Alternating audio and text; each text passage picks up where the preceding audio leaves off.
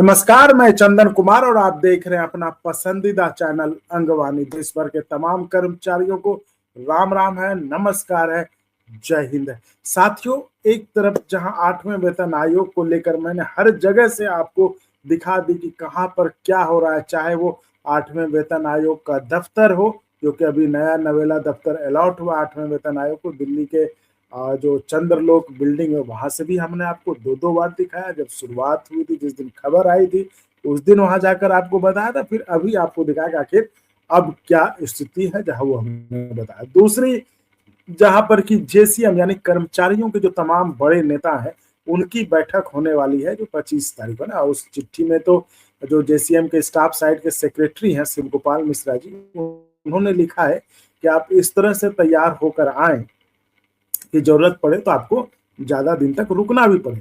तो एक तो उसमें ये भी था कि जो 8वें वेतन आयोग के एक्सपर्ट्स हैं, जिनको उसके बारे में जानकारी हो, वो लोग भी आए। तो ये बड़ा मतलब एक महत्वपूर्ण डेवलपमेंट है, जो कि अब जैसे ही 8वें वेतन आयोग को ऑफिस मिला है तो गतिविधियां तेज हुई हैं। तो इस पर से हमने आपको जो जो अभी हुआ वो सब आपको रूबरू कराया, वहां जाकर जगह पर जाकर हमने आपको बताया। फिर हमने आपको उनसे भी बात करके बताया जो एआरएफ की तरफ से जो कोऑर्डिनेटर हैं, जो कि उस पर कोऑर्डिनेट करेंगे कि क्या कैसे होगा, आगे बढ़ेगा। अब हम आपको वो बता रहे हैं क्योंकि देखिए ये बहुत जरूरी है आपका जानना, क्योंकि हर चैनल, हर यूट्यूब वाला जो है अपने व्यूज और सब्सक्राइब के चक्कर में तो कुछ से कुछ बना रहा है। वो तो इतना कुछ कर दिया है कि जैसे लगता है कि अब सब कुछ हो गया, अब कुछ बचा है नहीं। ये घर ऑफिस मतलब उनकी सुनिएगा तो लगेगा कि ये ऑफिस भी काहे के लिए दे दिया जब सब कुछ हो गया है, तो है ना। तो ये हालत है, तो इसलिए और अंगवानी का हमेशा ये मिशन रहा है कि जो अंगवानी के साथ जुड़े हैं, अंगवानी सिर्फ चैनल नहीं, वो एक परिवार है ना। उसके लिए आपका और मेरा रिश्ता एक व्यूअर और एक यूट्यूब पर एक पत्रकार का रिश्ता नहीं है, एक रिश्ता है, एक परिवार का रिश्ता है, जहाँ पे कि हम कुछ आपसे शेयर करते हैं, आपको कुछ पूछना होता है तो हमसे बताते हैं। और आपको वहां पर ये परिवार में ही होता है ना कि वहां पर आपको सिर्फ सच्ची बात बताएं, कंफर्म बात बताएं, जो ऑथेंटिक बात है वही बताएं। ये तो चैनल करता है ना कि कुछ से कुछ बना देता है, लेकिन हम आपको वही बात बताते हैं जो सच है, ऑथेंटिक है, जो कंफर्म है। हवा हवाई बात नहीं बताते। वो करोगे परिवार है, ये चैनल तो अलग है, चलिए चाहे है चैनल, लेकिन ये परिवार की तरह यहाँ पर हम आपसे बात करते हैं और आप भी हमसे उसी तरह सवाल करते हैं। तो इसलिए ये जानना आपका जरूरी है कि इनके बाद जो 8वें वेतन आयोग का ऑफिस मिला, अब वेबसाइट लॉन्च हुआ ना, तो ये सब ठीक है। अब हम आपको ये थोड़ी नहीं बताएंगे वेबसाइट लॉन्च हो, तो आपको सब बता दिया, ठीक है, लेकिन हम बताएंगे उस वेबसाइट में क्या है, वेबसाइट में क्या हो रहा है, कब हो रहा है, तो वो हम आपको बताएंगे, आगे हम सब कुछ बताएंगे। इस वीडियो में हम आपको बता रहे हैं कि जब यहाँ तक हो गया, 8वें वेतन आयोग के गठन का ऐलान हुआ, फिर जो है गजट नोटिफिकेशन जारी हो गया, फिर जो है टर्म्स ऑफ रेफरेंस जारी हो गया, फिर उसका जो है उसको ऑफिस अलॉट हो गया, है ना। तो पहले तो ऑफिस अलॉट हो गया, अब क्या क्या होगा, आगे भी तो भी लंबी प्रक्रिया होनी है, कब जाके रिपोर्ट आएगी, रिपोर्ट। तो इन सारी चीजों के बारे में कि अब आगे क्या क्या है, वो हमने बात की all India defence employees federation के जो जनरल सेक्रेटरी हैं श्री कुमार जी से। उनसे हमने बात की कि आखिर अब आगे जो वेतन आयोग की गाड़ी है वो कैसे बढ़ेगी, किस किस प्रक्रियाओं के तहत गुजरेगी, है ना। वैज्ञानों की बाकी इधर उधर जो चला रहे हैं भूल जाइए, वो सब कुछ नहीं है। ये अंगवानी ये जो आपको सही चीज बता रहा है, तो ये और वो भी कोई ऐसे वैसे लोग नहीं, वो भाई जेसीएम के मतलब महत्वपूर्ण लीडर है। वो सेक्रेटरी है शिव गोपाल मिश्रा जी, उसका ऑल इंडिया डिफेंस मतलब कि रेल डिफेंस ये सब के तो बड़ा तो यही लोग हैं, जिससे कर्मचारी ज्यादा हैं, श्री कुमार जी। तो हम वो आपको उनसे सुनवाएंगे। उनसे हमने कुछ दिन पहले बात की थी कि आखिर ये प्रक्रिया क्या है, अब 8वें वेतन आयोग का मान लीजिए जैसा हो गया, इतना कुछ हो गया, तब आगे गाड़ी कैसे बढ़ेगी। तो चलिए हम सीधे जो हमने बात की हम वो आपको सुनवाते हैं, और आपको सुनिए और आपको खुद अंदाजा लग जाएगा। और फिर उससे जब आप सुनेंगे तो आप खुद तय कर लेंगे कि भाई ये सब जो बता रहा था वो क्या बता रहा था, सही था कि नहीं था, है ना। तो आइए हम वो बातचीत सुनिए, लेकिन इससे पहले आपसे गुजारिश करना चाहूंगा कि अगर अभी तक आपने चैनल को सब्सक्राइब नहीं किया है तो सब्सक्राइब जरूर कर लीजिए। सब्सक्राइब करना बिल्कुल फ्री है, देखिए साथियों, सब्सक्राइब नहीं करेंगे तो फिर क्या लगेगा, ये हमारा मोटिवेशन तो उसी से आएगा ना कि आप देख रहे हैं, सब्सक्राइब कर रहे हैं। आपका एक सब्सक्राइब मतलब एक प्यार, गलत। इसलिए प्यार लुटाइए चैनल पे, बाकी हम आपके मुद्दे को आगे बढ़ाने में, आपके मुद्दे पर आवाज लगाने में पीछे नहीं रहेंगे। चलिए आइए बातचीत सुनते हैं। सुनिए। कमीशन का हम तो फोर्थ पे कमीशन से डायरेक्टली इन्वॉल्व है, उसका प्रोसीजर से हम इन्वॉल्व है। तो पे कमीशन का एक प्रोसीजर क्या है, पहले उनका दफ्तर इफ्तर में बैठने के बाद वो सभी संगठन को उन्होंने पहले चिट्ठी लिखेगा, ये हमारा टर्म्स ऑफ रेफरेंस है, इस टर्म्स ऑफ जी रेफरेंस का अनुसार आप आपका ऑर्गेनाइजेशन का विचार हमको भेजो। वो कितना भी सेंट्रल गवर्नमेंट का रिकॉग्नाइज्ड एम्प्लॉइज ऑर्गेनाइजेशन है उनको भी भेजता है, और secretary staff side national council JCM को भी चिट्ठी लिखता है, आप लोगों का मेमोरेंडम सबमिट करो करके। फिर सभी स्टेट गवर्नमेंट्स को भी उन लोग चिट्ठी लिखता है, ये हम लोग का जी टर्म्स ऑफ रेफरेंस है। फिर पब्लिक डोमेन में भी डालता है, जी पब्लिक भी उसके बारे में, पे कमीशन का टर्म्स ऑफ रेफरेंस के बारे में जनरल पब्लिक भी उनका विचार पे कमीशन को बोल सकता है। जी तो तो ये चिट्ठी आने के बाद ही सभी लोग उनका उनका मेमोरेंडम वगैरह सबमिट करेगा। तो उसके लिए मिनिमम 2-3 महीने का समय तो रहेगा, कारण ये आसान काम नहीं है, इसको बहुत रिसर्च करना पड़ेगा, स्टडी करना पड़ेगा। पिछला पे कमीशन का क्या क्या सिफारिश अभी तक इम्प्लीमेंट नहीं हुआ, अभी इस पे कमीशन में क्या क्या डिमांड रखना है, मिनिमम वेजेस का कैलकुलेशन का फॉर्मूला क्या होना चाहिए, फिटमेंट फैक्टर क्या होना चाहिए, ये सब बहुत इश्यूज है इसमें। मेमोरेंडम वगैरह तैयार करना इतना आसान काम नहीं है। फिर भी हम लोग नेशनल काउंसिल जेसीएम का तरफ से एक मीटिंग हुआ दिल्ली में 15 नवंबर। उस मीटिंग में एक drafting committee, national council staff set की तरफ से एक ड्राफ्टिंग कमेटी बनाने का निर्णय हुआ। तो उसके बाद सेक्रेटरी स्टाफ साइड ने सभी ऑर्गेनाइजेशंस को लिखा है, आप लोग आपका नाम दे दो, और आप लोग की तरफ से ये नेशनल काउंसिल जेसीएम का तो कॉमन मेमोरेंडम, सर्विस मैटर्स में तो कॉमन मेमोरेंडम जाता है, उसमें क्या क्या विषय को इंक्लूड करना है उसके बारे में सभी ऑर्गेनाइजेशन उनका विचार जल्दी जल्दी से जल्दी उनको भेजने के लिए।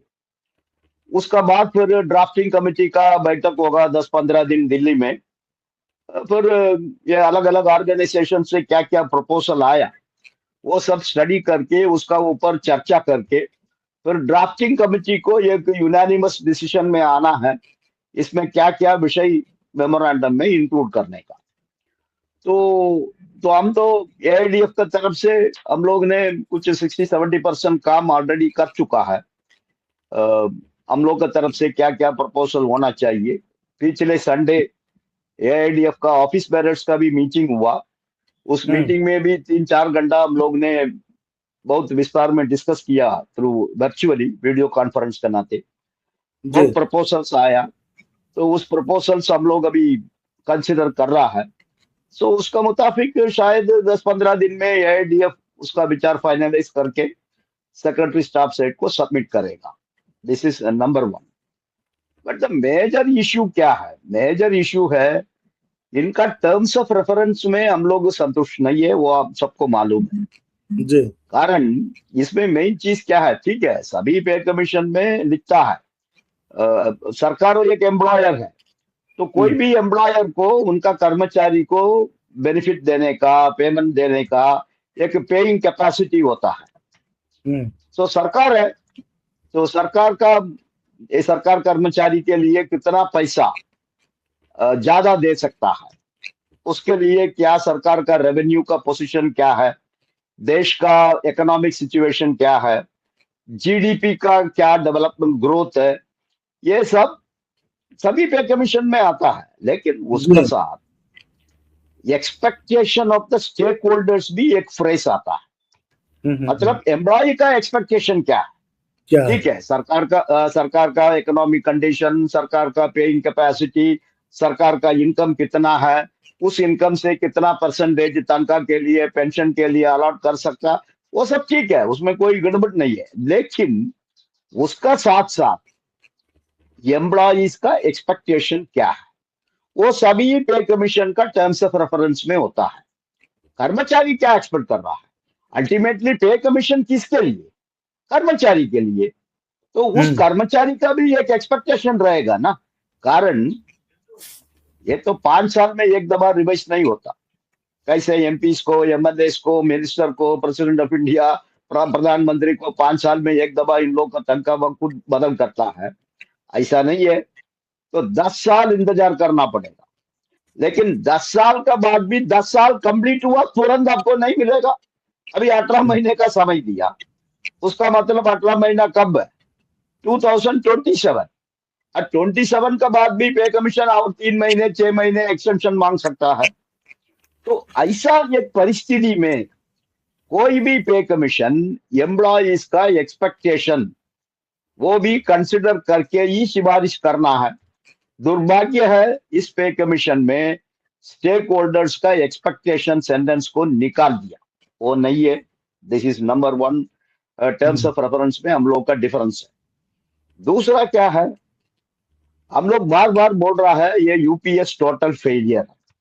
पार्लियामेंट में खुद मिनिस्टर ने जवाब दिया, out of 26,70,000 NPS employee, not only 1,22,000 have joined the UPS.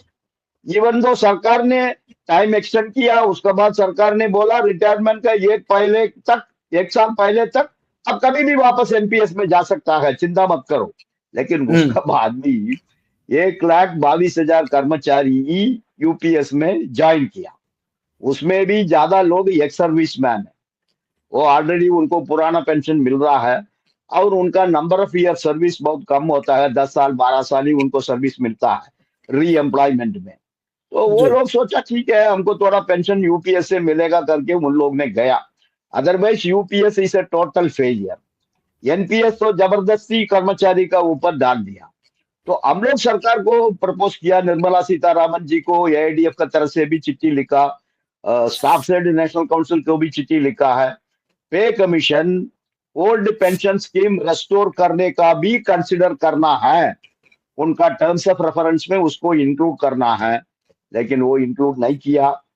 उसका मतलब पे कमीशन एनपीएस यूपीएस विषय में कोई सिफारिश नहीं करेगा, केवल ग्रेच्युटी के बारे में रेकमेंड करेगा। तो वो भी हम लोग का डिफरेंस ऑफ ओपिनियन है उसमें। तो मेजर मुद्दा क्या है, 69 लाख पेंशनर है आज हमारा देश में, फैमिली पेंशनर और आर्मी नेवी एयरफोर्स में काम करके डिसेबिलिटी होके घर में आके बैठ के पेंशन मिल रहा है, हाथ गया लेग गया, ऐसा लोग 69 लाख है।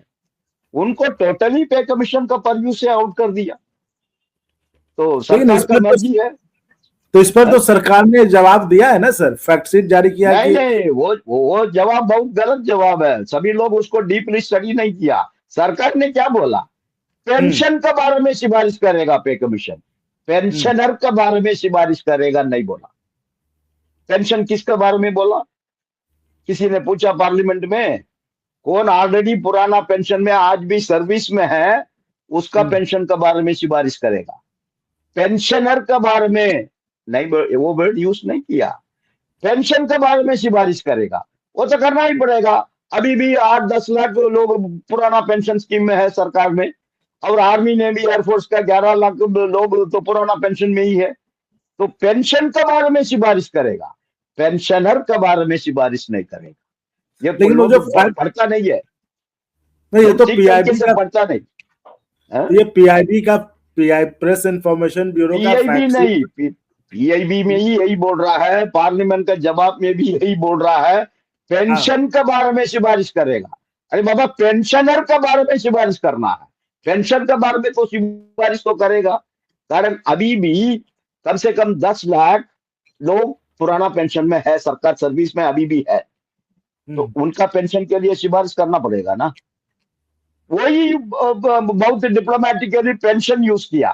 तुमको बोलना है तो क्या बोलना है, पेंशनर के बारे में भी पे कमीशन सिफारिश करेगा, वो नहीं बोला पार्लियामेंट में। तो सरकार का उद्देश्य बहुत क्लियर है, पेंशनर को कंप्लीटली आउट रखा है, और सरकार का मर्जी है, सरकार चाहिए तो आपको पेंशन बदल करेगा, नहीं तो बदल नहीं करेगा। तो उसका मतलब है 69 लाख पेंशनर सरकार का मर्जी में है। पे कमीशन तो देखिए, हमने स्वामीनाथन कमेटी का मीटिंग में गया, एक ही मीटिंग किया, बाकी सब हमने बॉयकॉट किया, प्रधानमंत्री का मीटिंग भी बॉयकॉट किया। उस मीटिंग में उन्होंने क्या बोला, हम ओल्ड पेंशन के बारे में आर्ग्यू कर रहा था, स्वामीनाथन जी क्या बोला, अभी तो कैबिनेट सेक्रेटरी है वो, उन्होंने क्या बोला, मिस्टर श्री कुमार, हमारा मैंडेट ओनली एनपीएस के बारे में, इंप्रूवमेंट इन एनपीएस, हमारा मैंडेट में, हमारा टर्म्स ऑफ रेफरेंस में पुराना पेंशन नहीं है। उसी समय हमको हमको बोलना पड़ेगा, स्वामीनाथन साहब आपका मैंडेट में पुराना पेंशन नहीं है, लेकिन हमारा मैंडेट है ना, वो रामलीला मैदान में 6 लाख लोग आके हमको मैंडेट दिया ना, ट्रेड यूनियंस को मैंडेट दिया ना, वो तो ओल्ड पेंशन है। तो उन्होंने बोला ठीक है आपका मैंडेट रह सकता है, लेकिन हम सिफारिश नहीं करेंगे। वही तो पे कमीशन भी हम लोग को बोलेगा ना, वो बोलेगा देखो हमारे टर्म्स ऑफ रेफरेंस में पुराना पेंशनर के बारे में कुछ भी नहीं है, हम उसके बारे में हमसे बात मत करो। लेकिन हम लोग जेसीएम में ये निर्णय लिया, टर्म्स ऑफ रेफरेंस में है नहीं है हम लोग को कोई लेना देना नहीं, हम उसके बारे में लिखेंगे, हम लोग का वो मेमोरेंडम जाएगा, उसमें पुराना पेंशन को वापस करने का भी लिखेंगे, उसका जस्टिफिकेशन देगा। सिमिलरली ये 69 लाख पुराना पेंशनर्स के बारे में भी पे कमीशन को कंसीडर करना पड़ेगा, उनका पेंशन रिवाइज करना पड़ेगा। पेंशन में कितना भी अभी अनोमलीज है, कम्यूटेशन ऑफ पेंशन में अनोमली है, और पार्लियामेंट्री कमेटी का रिकमेंडेशन है 5 साल में एक दफा इनको 5% पेंशन इंक्रीज करो। तो ये सभी विषय में हम लोग का रिकमेंडेशन में जरूर इंक्लूड करेगा, पक्का।